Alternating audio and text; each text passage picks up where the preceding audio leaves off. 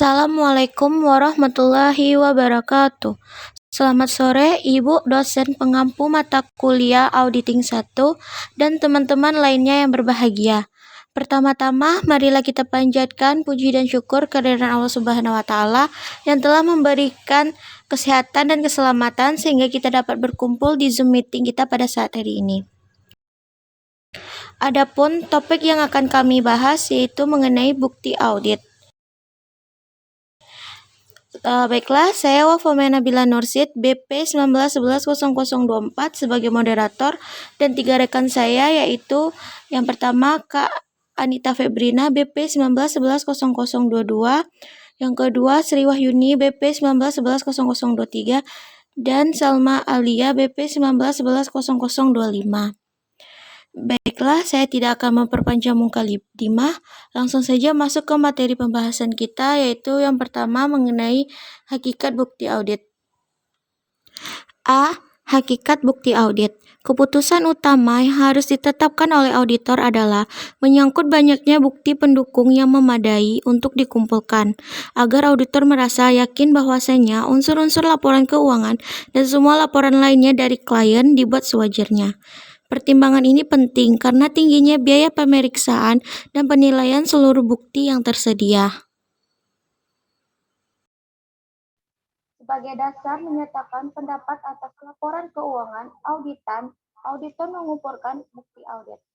Meskipun secara akuntansi menyediakan bukti audit yang cukup untuk mendukung pendapat auditor, namun catatan tersebut bukan merupakan satu-satunya bukti audit yang dikumpulkan oleh auditor. Bahwasanya auditor juga mengumpulkan bukti audit dengan melakukan pengamatan langsung terhadap perhitungan prinsip kesediaan, mengajukan permintaan keterangan dan mendapatkan bukti dari berbagai sumber dari dua perusahaan klien. Adapun pengertian dari bukti audit adalah segala informasi yang mendukung angka-angka atau informasi lain yang disajikan dalam laporan keuangan yang dapat digunakan oleh auditor sebagai dasar yang layak untuk menyatakan pendapatnya. Bukti audit yang mendukung laporan keuangan terdiri dari data akuntansi dan semua informasi penguat atau corroborating information yang tersedia bagi auditor. Baiklah, materi selanjutnya yaitu keputusan bahan bukti audit yang akan disampaikan oleh Kak Salma Alia. Kepada Kak Salma, waktu dan tempat dipersilakan. Assalamualaikum warahmatullahi wabarakatuh. Baiklah, saya akan menyampaikan tentang B, keputusan bahan bukti audit. Yang pertama, yaitu prosedur audit yang mana yang akan digunakan. Prosedur audit adalah petunjuk terinci mengenai perkumpulan jenis bukti audit tertentu yang harus diperoleh pada suatu saat selama proses audit. Contohnya, bukti seperti perhitungan fisik persediaan, perbandingan antara cek-cek yang telah diuangkan dengan pengeluaran kas, ayat-ayat jurnal, dan perincian yang dokumen di pengiriman yang semuanya dikumpulkan dengan menggunakan prosedur audit. Audit ini biasanya dirancang perlu perumusan dengan menggunakan istilah-istilah yang cukup jelas agar prosedur tersebut dapat digunakan sebagai petunjuk dalam pelaksanaan audit. Yang kedua yaitu jumlah sampel yang akan dipilih untuk suatu prosedur tertentu. Adalah mungkin bagi auditor untuk mengubah ukuran sampel dari 1 sampai seluruh bagian populasi yang sedang diuji. Dalam prosedur audit, misalkan terdapat 6.000 cek yang akan tercatat dalam jurnal pengeluaran kas. Audit dapat memilih ukuran sampel sebanyak 200 untuk dibandingkan dengan jumlah pengeluaran kas.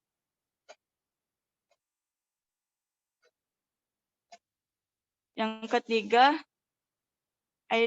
item atau transaksi mana yang akan dipilih dari keseluruhan data atau populasi. Nah, ini sesudah ukuran sampel yang ditentukan untuk suatu prosedur audit tertentu, maka masih perlu diputuskan item-item tertentu yang harus diperiksa. Misalnya jika auditor memilih 200 cek yang akan dibatalkan dari populasi dan 6.600 sebagai perbandingan dengan jumlah pengeluaran kas, berbagai metode yang berbeda dapat digunakan untuk memilih cek tertentu yang akan diperiksa. Auditor dapat yang pertama memilih 1 minggu dan memilih 200 cek pertama. Yang kedua memilih 200 cek dengan jumlah yang terbesar.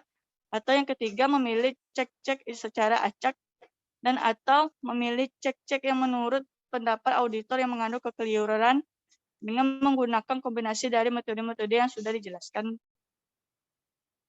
Yang keempat, kapan prosedur itu akan dilaksanakan. Audit laporan keuangan biasanya meliputi jangka waktu misalnya 1 tahun atau audit tersebut biasanya yang diselesaikan sampai lewat beberapa minggu atau beberapa bulan setelah akhir periode. Biasanya pengaturan waktu prosedur audit ini dapat berkisar dari awal periode akuntan yang panjang sampai periode itu berakhir. Dalam pengaduk laporan keuangan, biasanya klien menginginkan agar audit diselesaikan 1-3 bulan setelah akhir tahun. Sekian, itu saja yang saya sampaikan. Terima kasih.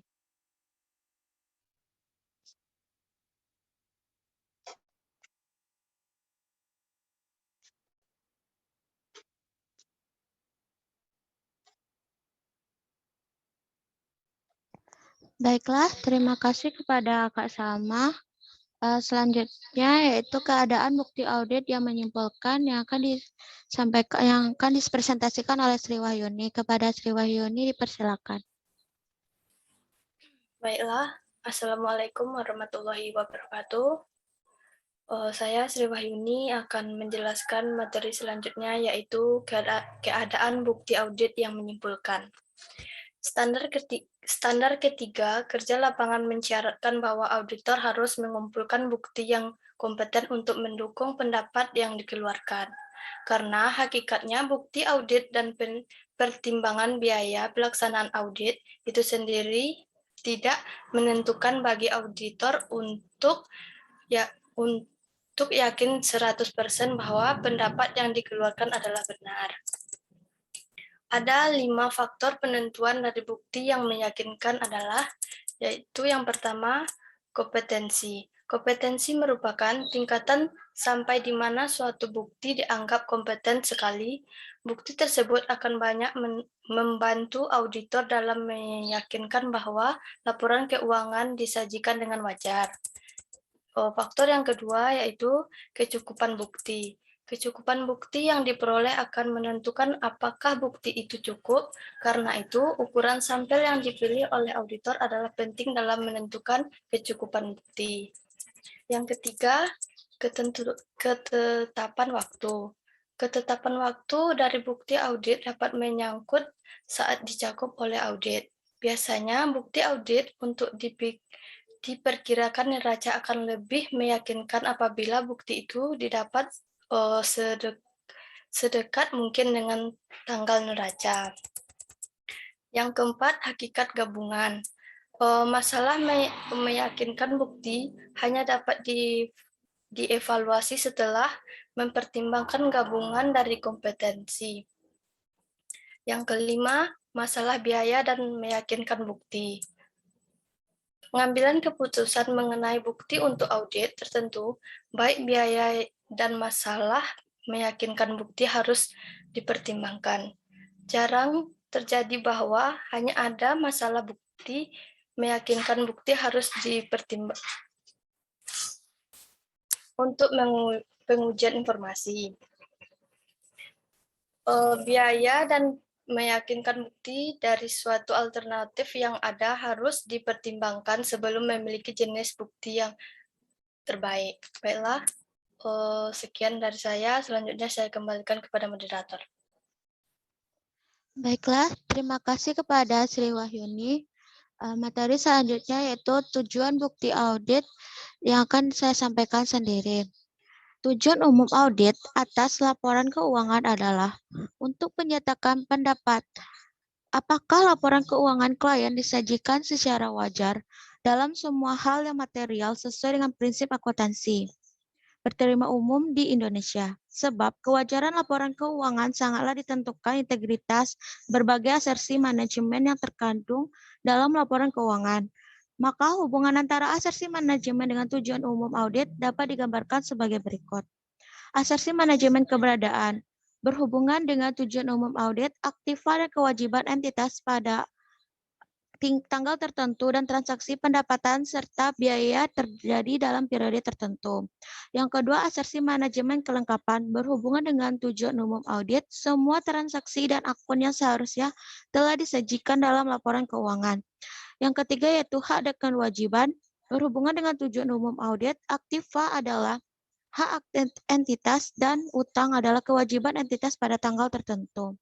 Yang keempat, penilaian dan alokasi tujuan umum audit yaitu komponen aktiva, kewajiban pendapatan dan biaya telah disajikan dalam laporan keuangan pada jumlah yang semestinya. Dan terakhir, asersi manajemen penyajian dan pengungkapan berhubungan dengan tujuan umum audit yaitu komponen tertentu laporan keuangan telah digolongkan, digambarkan, dan dituangkan secara semestinya.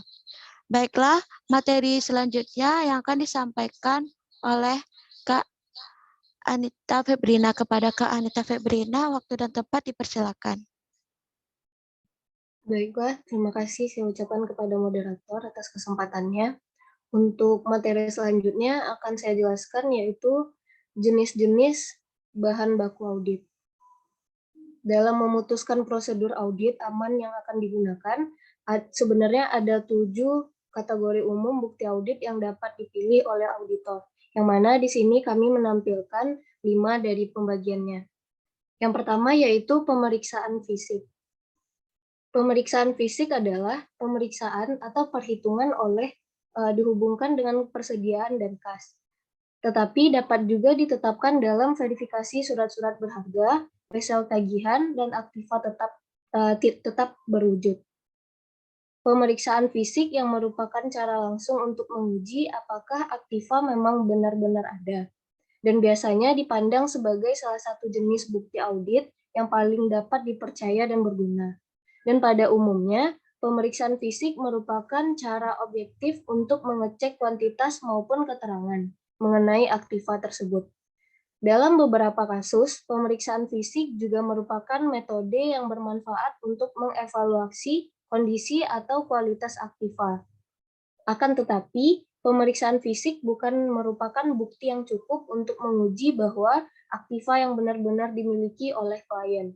Dan dalam banyak kasus auditor tidak mampu menilai faktor-faktor kualitatifnya, seperti masalah keusangan atau keaslian. Dan juga penilaian yang wajar untuk tujuan laporan keuangan biasanya juga tidak dapat ditetapkan dalam pemeriksaan fisik. Yang kedua yaitu konfirmasi. Konfirmasi ini adalah penerimaan jawaban tertulis dari pihak ketiga yang independen yang menguji ketetapan informasi yang dimintai oleh auditor. Karena konfirmasi datang dari sumber yang independen dan juga dari klien. Konfirmasi ini sangat dihargai dan merupakan jenis bukti yang seringkali digunakan. Namun, konfirmasi akan menelan biaya dan dapat menyulitkan atau mengganggu bagi orang yang diminta untuk memberikannya. Dan karena itu, konfirmasi tidak selalu digunakan dalam setiap kesempatan meskipun dapat dilakukan. Yang ketiga yaitu dokumentasi. Dokumentasi atau yang sering disebut juga dengan vouching adalah pemeriksaan auditor atas dokumen-dokumen dan catatan-catatan klien untuk melengkapi atau membuktikan informasi yang dicantumkan atau harus dicantumkan dalam laporan keuangan.